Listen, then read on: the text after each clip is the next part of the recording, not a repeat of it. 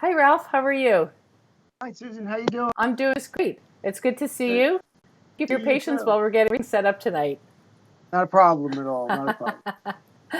Starting a new task there. I am learning a new task. I'm learning a lot. I did want to remind our viewers of the Zebra that our grad issue, the deadline to put grad ads in the July issue is June 19th.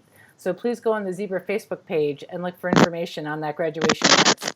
So, Ralph, I'm going to not take a further delay, and I will bring Solveig on, and you can introduce her. Okay? Hey, So, Ralph, you can hi, take it away. thanks, Susan. Hi, Solveig. How you doing? Hi.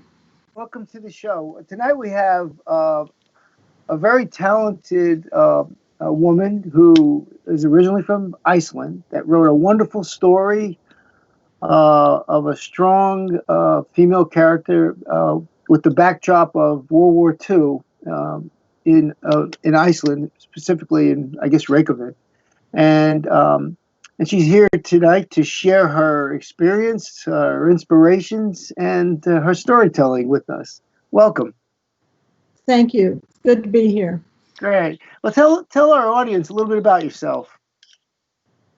Yeah, well, the reason I speak English like this is because I was in Washington when I was a child, through my father's work. But I was born in Iceland. We lived there for 2 years, and then I went to high school in Iceland for 4 years, so a total of 6 years in Iceland. But I was here from age 7 to 13, which are the most important years of our lives, as you know, and that fixed me with the language. When you speak, what do Icelanders speak? Is it Danish or Icelandic. Icelandic, the oldest living language in Europe. That's good to know. Because we were isolated for so long until 1940. The language was totally isolated. So that's why it's a very old language. Right. So your parents, I imagine, lived through the years of Iceland becoming a standalone country and independent. Yes, yes. And how was that for them? Do you remember or recall? Or But that took many years to become totally independent. So 1918 was the beginning when Iceland became a sovereign nation. And then it wasn't until 1944 that they completely broke with Denmark. That is, they broke with the Danish king and became a republic. And my grandfather had been involved in that struggle, so my father was deeply aware of that whole battle.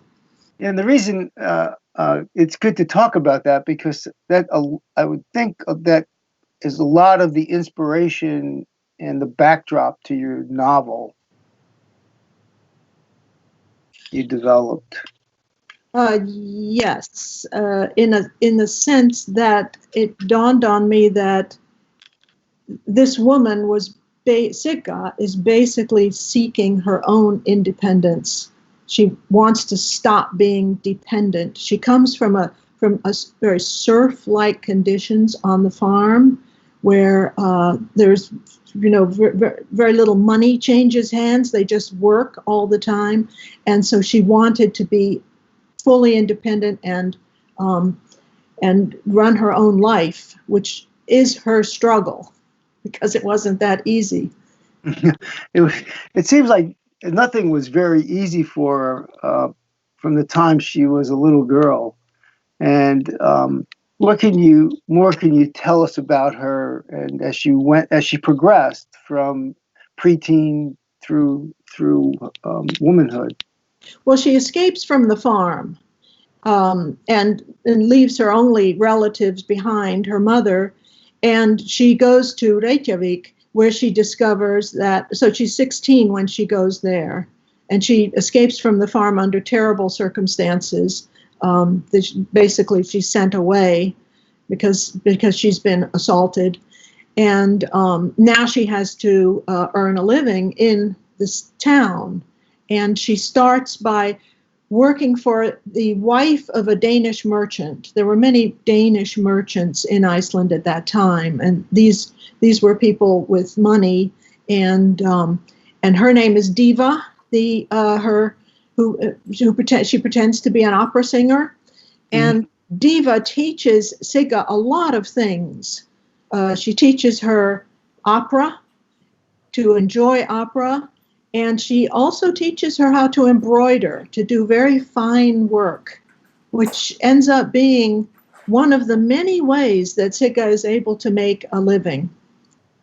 But she arrives in Reykjavik with a dream. She's read a newspaper advertisement for corset construction classes at the corset shop. And her dream is to be involved in good, clean work. And so she thinks if she can get enough money to pay for those classes, she can become a corset maker. But life gets in the way, and she has to defer her dream. But it's always in her heart, this dream of becoming a corset maker. Yeah. It seemed like that was always the golden ring for her. But she dabbled in all sorts of things along the way. And some of them were quite interesting. Some of them were a little bit dangerous, I guess. And so why don't you talk about those a little bit? Because they presented challenges, additional challenges to her.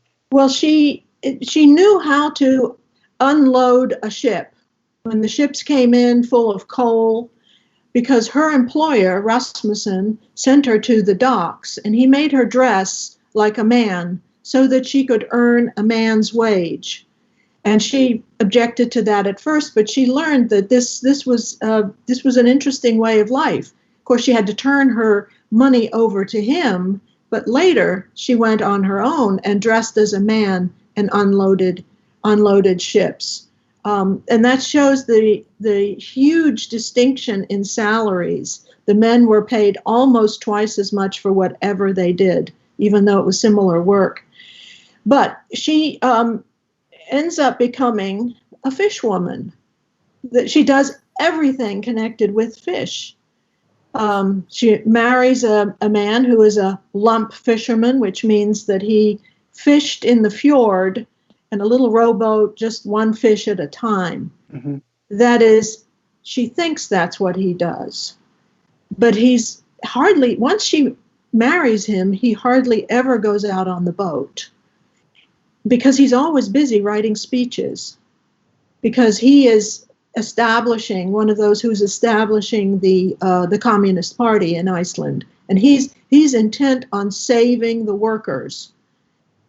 And this makes Sigga furious, because she basically becomes the breadwinner, and she's out, washing fish every day, and finally she's selling fish for him the few days that he does go out and catch something.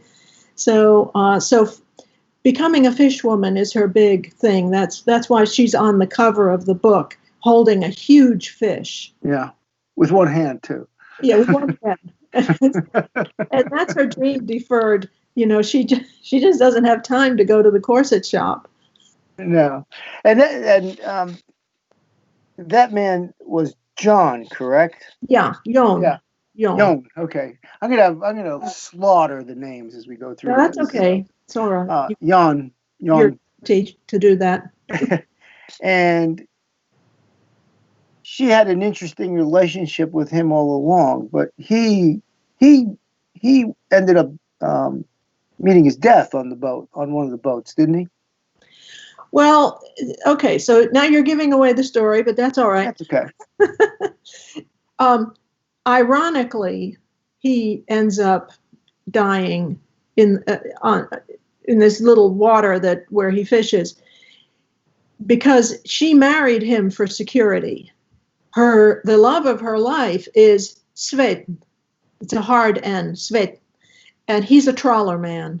And this is at the beginning of the trawler age in Iceland, when when the government is investing in trawlers, and the economy is shifting towards everything related to catching fish, cleaning fish, and selling fish. And so he is one of the lucky ones who's on the trawler, and they're on the high seas, which is very dangerous, but they make a lot of money. This is one of his lines to Sigga is, well, she wants him to work in a bank. Becomes her boyfriend, and she wants him to work in a bank. And he says, the money is not in the banks anymore. It's in the pockets of the trawlermen. Mm. But Sigga is out for adventure, but at the same time, she has this inner conflict, and she really wants security too. And to her, the idea of marrying someone who's out on the high seas all the time, who may or may not be faithful to her, is just not secure enough. That's how she ends up marrying Jon. She proposes to him and just picks him up in her arms, and he becomes hers. But she was hiding a little secret from him, too. Well, really needed to marry Jon because she was pregnant with Sved's child. But here is a character who is so proud. She's so proud, and she is so prone to anger that she repeatedly shoots herself in the foot. So her pride will not allow her to fight to get Sved. Instead, she just turns her back on him, says, I never want to see you again. But now she needs a husband. And there's Jon. She finds him. And they had a girl. Yeah. And that was Tosca. Tosca, named after the opera that she and Diva used to sing together.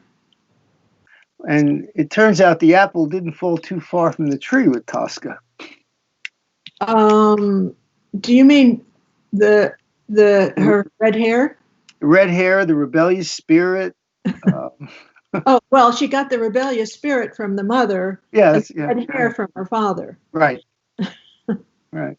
So it was throughout the book. It's like most of us face with our children, right? We end up clashing, and it's usually because we're looking at ourselves in the mirror, right?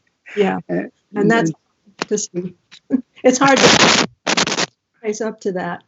Yeah, and I think Sigga had a tough time facing up to it a little bit. She got her anger just broiled over, right? And a lot of times you were wondering if she really knew how to handle it or not. Exactly. It was so I envisioned a woman who was so angry based on her past on the farm. She had been assaulted and groped by these men on the farm, and she was permanently angry. And I viewed that as potential fuel. A person who is really angry has a lot of strength.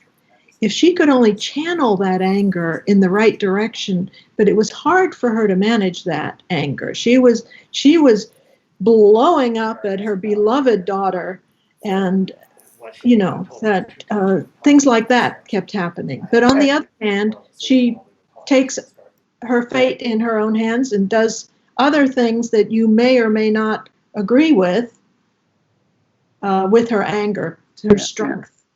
She was capable of lifting a calf. Yeah. And she could lift a man. She could carry her husband from room to room. She was so strong. Right. She was strong, and yeah.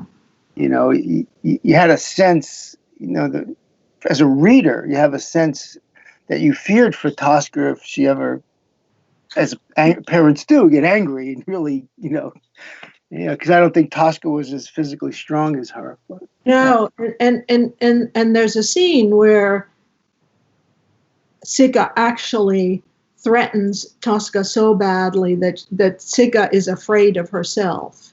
Right. She's afraid of what she almost did. Yes. I mean, she hurts her child, but she doesn't kill her. No. But as parents, we can all relate to those kinds of scenes. Well, it was all Sigga's fault anyway, that she came to blows with her daughter because there was a secret in the family.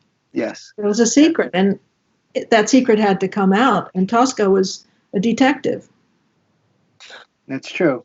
That's So, true. And she got it out. So, oh, and talk about Mangus. Magnus. Magnus, yeah. Magnus, yes. Magnus is so that's a real Latin name, but it was popular in Iceland also. Um, and he is Tosca's stepson. So he's 8 years old when Tosca marries when she marries Jon. So, and she adores this boy right from the start. Sigga has a lot of love in her heart, and she immediately loves this boy. And he, but but Jon, being of the far left wing, doesn't want Magnus to become a lump fisherman. He's got plans for him. He wants to send him to Moscow so that he can train to become one of the future communist leaders. And this is based on historic fact that that there were opportunities for young Icelanders to go to the university in Moscow, and it was really training to establish the Communist Party in these different countries. Mm-hmm. And so that's what Magnus, much against his will, ends up doing. And then he comes back, and his fate is to work for the party and create this party. And but there's always that close relationship between him and his stepmother. And there's and then they have their problems too. I mean, they fight a lot. Yeah. And she has to, snap him into shape even after he's grown. Yeah. And then during, while all of this is going on from a personal perspective, we have the occupation. And tell the audience how life changed for them during the occupation. Yeah. Thanks for asking that, because that's a key thing. So in the 30s, you have the right wing and the left wing fighting it out in Iceland. So the right wing person is Oddur, the character. He is pushing for also for a one-party system, just like Jon wants a one-party system. But Oddur is right wing and Jon is left wing, and the poverty is so great, and the workers are in such poor condition. There's so much unemployment during the 1930s that these two men got a hearing. They had followers. All of this ended, all this terrible economic suffering ended May 10th, 1940, when British soldiers landed in Iceland. So Churchill had decided that the Germans would not take Iceland, and he just landed. And that was against the will of the Icelanders, who wanted to remain neutral. But so the Icelanders really resented that, but many of them were very happy that the British were there because they were worried about Germans coming in. But the nice thing about all this is that after the soldiers arrived and flooded the country and filled everything, the buses and the roads and the streets, and played soccer everywhere, and they were just everywhere, that the money started flowing. And so Iceland came out of the depression, the economic depression, and everybody started working for the British. And so men were building the airport, they were laying roads, the women were doing the British wash. And Sigga was first and foremost there. She had buckets of water everywhere in the kitchen, soaking uniforms, because the British were poor. They didn't come with washing machines like later the Americans did come with washing machines. But she was busy making lots of money doing this and sewing on buttons and teaching them Icelandic. And her stepson hated this because he hated the arrival of the British. He was, with the left wing, and that was a political thing. But she just kept on going with it. Yeah, you had all this, recovery from depression, and things started getting back economically. But you have 20, 30, 40,000 soldiers Right. now in a small town. Yeah. How does that affect Well, the population Sigga and the female population of? The population of Iceland was very small, and the most of the soldiers were in Reykjavík. And after the Americans arrived to relieve the British did not leave. Only some of them left. And so the number of soldiers went up to almost 50,000, mm-hmm. which made everything so much fun. They brought jazz and jitterbug, and everyone was singing and dancing all the time, and there were fish and chips places everywhere, and it was just great, and money was flowing, and people were buying corsets, and Sigga got a job in the corset shop. But at the same time, there was a slight threat to some of the young girls. There were just so many men, and the Icelanders really resented that. Of course, there was fighting all the time between the Icelandic men and the soldiers over the women. And the girls were just fascinated with the soldiers. I mean, it was just so much fun. And then it dawned on Sigga, who's always doing things for soldiers and enjoying the soldiers without getting deeply involved with them. It dawned on her that she had a daughter who was 14 years old. And when her daughter started showing an interest, because the daughter had a friend who was very interested in the soldiers and was on the promiscuous list with the Icelandic government, that, oh my gosh, she needed to do something to prevent this. Yeah, it was Mama Bear stepping in. So that's a huge conflict, of course, for Sigga. Yeah. How is she going to continue to not only enjoy the soldiers, but to exploit the occupation for her family? Because she knew how to do that. She knew how to get the maximum money out of the occupation, and also defend her daughter from the soldiers. How was she going to do that? It was a conundrum. Well, the only person who could really help her, was the father. Yeah. Sved. Sved. The other character that caught my attention in this book was Oddur. Is that how you pronounce it? Oddur.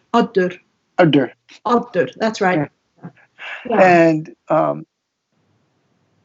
in the end, there's a pretty dramatic scene where Sigga entices him, and she ultimately murders him by throwing him off the rocks. Oh, too late. Spoiler alert. But describe the tension in that scene, because it's a very riveting part. See, the build up to that is that and when I was always studying Icelandic history, and one of the things that really interested me was that there was a handful of Jewish refugees in Reykjavík, about 9 to 12 or so, it was changeable, who were they came in the late 30s, running away from Hitler. And Sigga, who is always out for adventure, is very fascinated by them. One of the refugees becomes her daughter-in-law, who marries Magnus, but through that daughter-in-law, she meets a fellow named Fritz, and she likes him a lot. He opens up the world to her. And Oddur is one of these, so he's on the far right wing, and the far right wing was promoting deportations of the Jewish refugees whenever they could. They had residence permits, but the residence permits ran out after 6 months, and usually people just ignored that. But if one of the labor unions complained that there was competition from one of the Jewish artisans who were making things with leather or something like that, then they would complain to the government, and somebody like Oddur would step in and say, "Let me handle this. We will get person deported. And so he was always, so Fritz, who was gradually becoming not exactly Sigga's boyfriend, but a good friend of Sigga's, he was on Otter's list to get rid of. Somehow or another, he was going to make some false claim and get him out of the country, especially since he seemed to be interested in Sigga. And so he makes an offer to Sigga and says, if you will succumb to me sexually, I will leave Fritz alone. And she makes him absolutely promise that, and she thinks it over and makes a deal with him.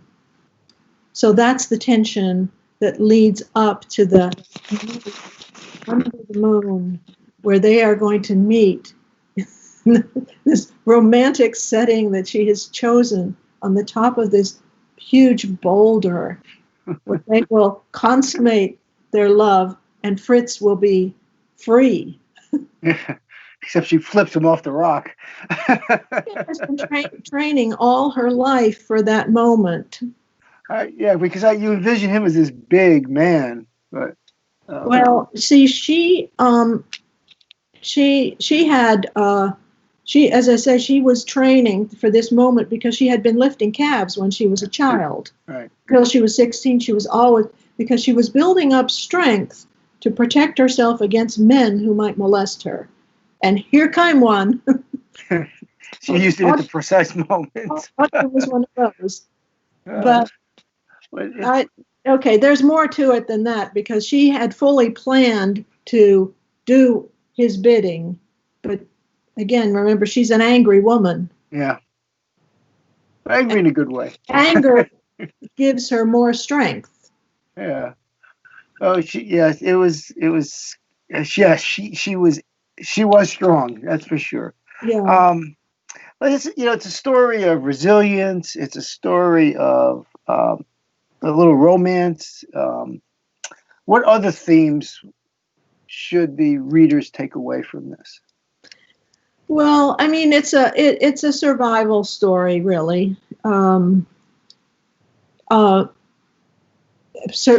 Primarily, it's a survival story, because she is surviving against all these difficulties, financial and everything else, and also surviving in spite of her own difficult temperament.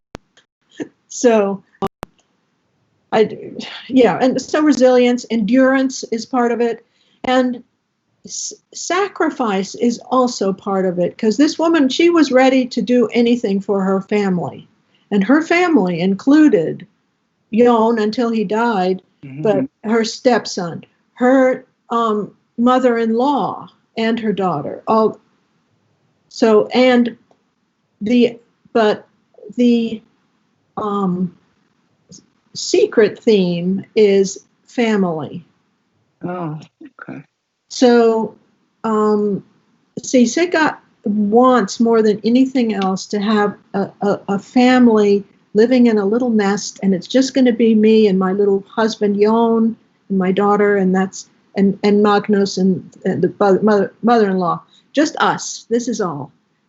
But with time, she realizes that I can't keep all these other people out. There are other people, right, who are part of my family, and so she struggles with this her whole life, because she's always, she's keeping her secret the whole time.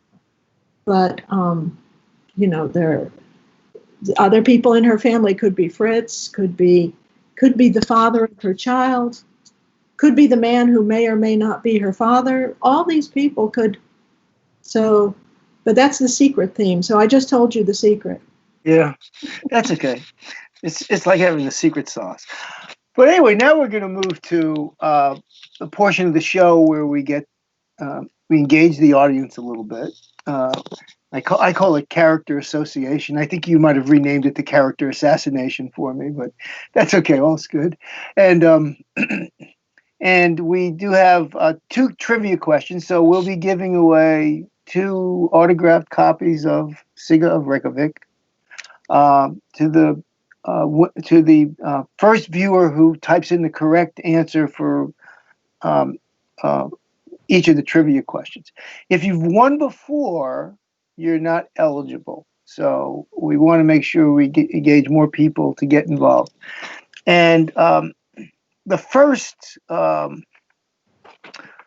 the characters I want to talk to tonight is from Pearl S. Buck's great novel, The Good Earth, Olan. And we have a trivia question that goes along with that one. Is what is the name of Olan's husband's concubine? So the first viewer to get to answer that question will win a copy of Sigga. So Olan and Sigga, thoughts? Very different. Olan was silent, suffered silently. Sigga would never, ever suffer silently. She was a loud-mouthed woman. Yeah, she was. That is a stark difference between them. But internally, they did suffer. Olan persevered, and in China, where it was very oppressive, and so she couldn't really speak out. And she did some things that took a lot of courage to do. So she had that resilient character with her. And but yes, personality-wise, completely different, Right. But they both went through a lot under some very difficult circumstances. But they both struggled very hard to support their family. Yes, a great point. The second character is Sayuri from Memoirs of Asia. Again, different time, different environment, different social structure. But thoughts?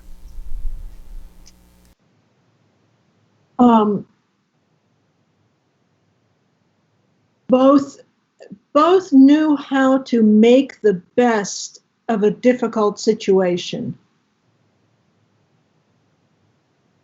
That's sameness. Difference is totally different context. How to become a geisha is maybe the most restricted, rigid set of rules that you could think of for a context. Whereas for Sigga, she came into Reykjavik and she was just going to make money any way she could. So it was much more open. Yes. Yeah. I mean, she ends up embroidering, bugs on corsets. That was her way of getting into the corset shop.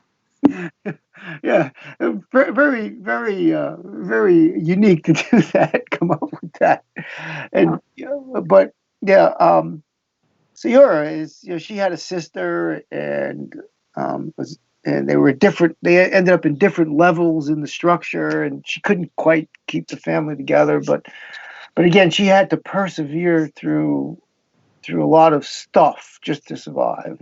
But she did a nice job. The third character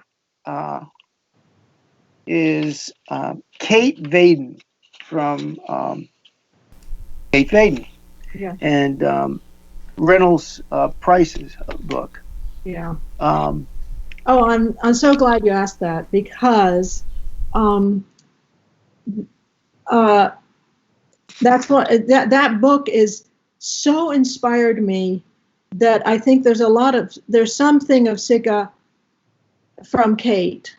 Kate is a woman who does not know the meaning of the word nice. No. I mean, she is just permanently angry, and she's running away from everyone. But Sigga was that way. Sigga was that way in terms of not being nice.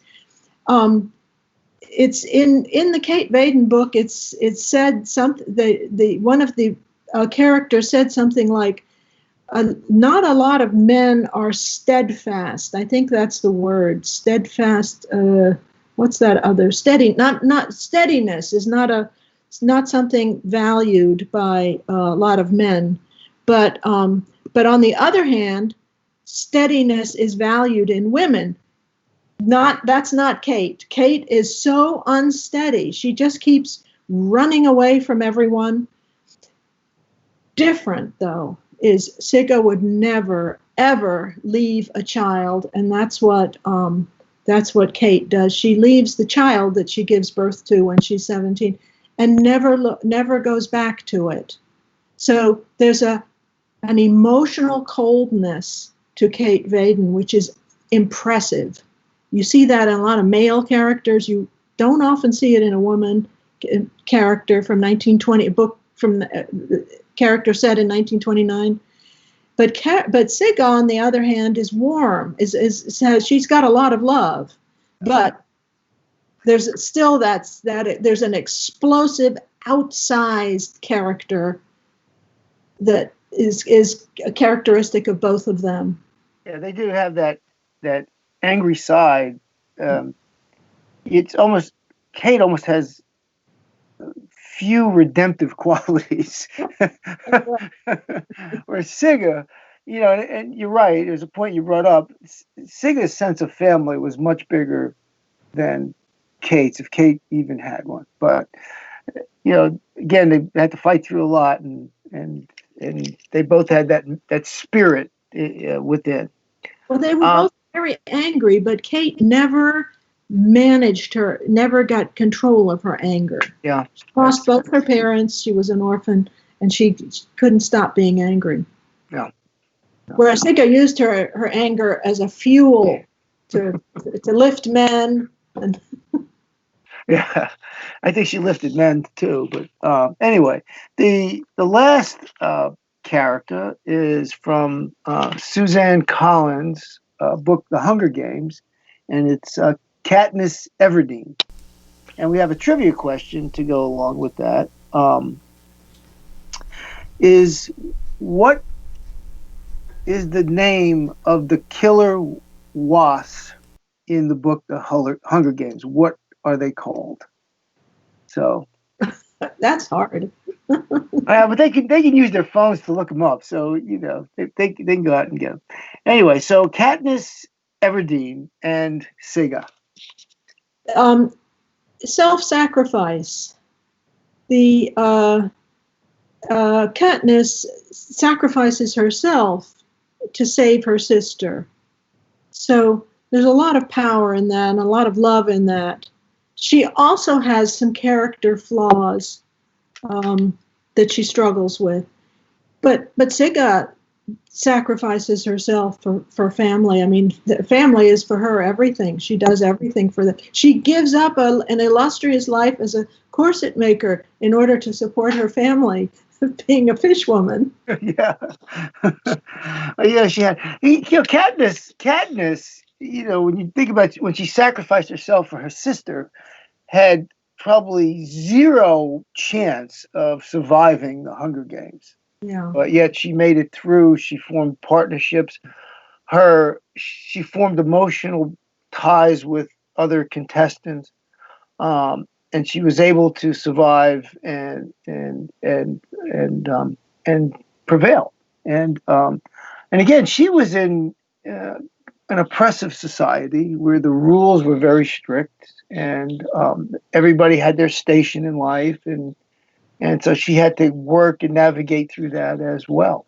And it's a really impressive survivor story, very complex.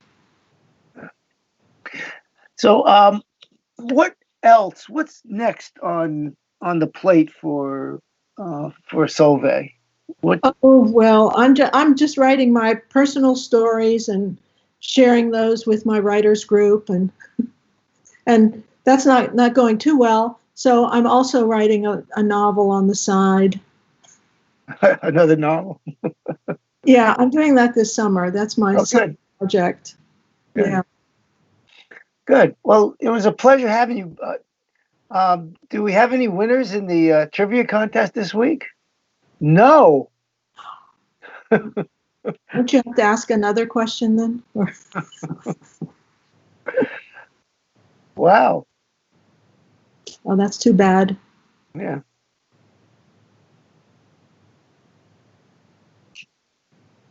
That's okay. We can ask an easy question. What I can give you a question. What's the second largest city in Iceland?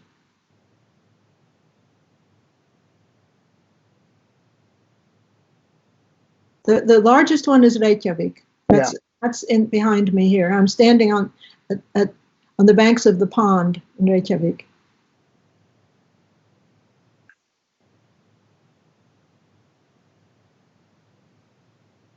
I don't know. Somebody's got to know that. Anybody who's been there has got to know it. What is it? No, I can tell my kids are not watching because they would know.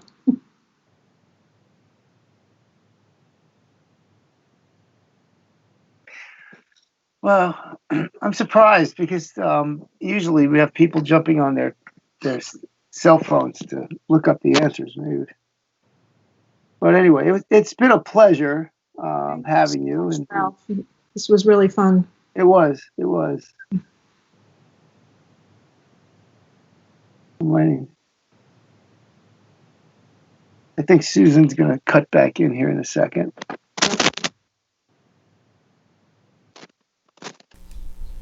Hello, can you hear me now?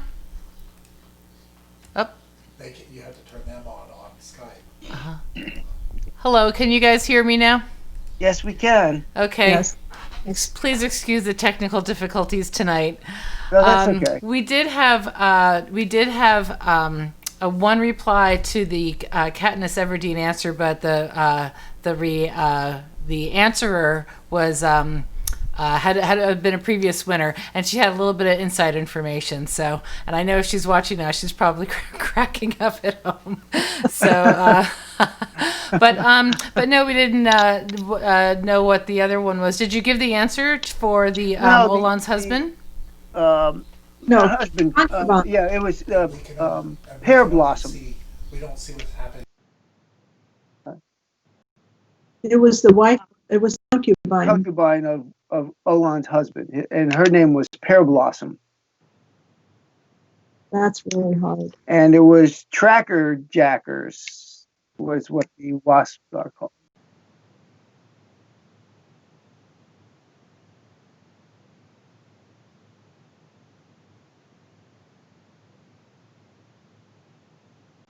Oh, that's not a problem. What is the second largest city in Iceland? Well, we're not waiting anymore for a late answer. It's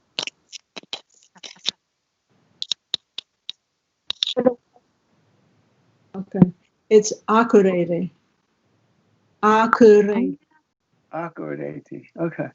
Can I type that in now? It's in the northern part of Iceland. Oh. Akureyri. Right. Okay, Susan. Well, thank you. This was enjoyable, Solveig, and good on your ventures. You're finishing your next novel and life in Delray. That's always pleasant. Yeah. Thank you so much, Ralph. This was really fun talking to you. You asked all the right questions. Thank you. That's great. Well, Ralph always does such a wonderful interview, and it was so nice to meet you, Solveig. I was speaking about you with my guest who's going to be on here tomorrow night with Jane Collins. Oh yes, Jane, of course. Yes, yeah. She's speaking very highly of you, and so she was excited for your interview tonight. So I'm sure she's watching right now too. Well, we view ourselves as stars because we're one evening after another we're appearing. That's There right. you go. You guys are the headliners for ZTV Live this week. Well, see, I work for her teaching in the jail. Yeah, that's wonderful work. I'm really looking forward to speaking with her tomorrow night. Okay, I think I'm looking forward to seeing that. Yeah. is it you do somebody's teaching a course there, creative writing for folks who are incarcerated? Yeah, that's my class. Okay. Yeah. Wow. In Okay. Arlen and Alexandria. They're just closed down right now, so we're sending them questions now. I'll bet you they have great stories. They do, and they're very talented people there. They have stories, they have poems, they really are. They have a lot to say. It seems like. Yeah. I'm looking forward to that. The writing contest that we have in the summer. Lots of submissions, especially poems. Excuse me.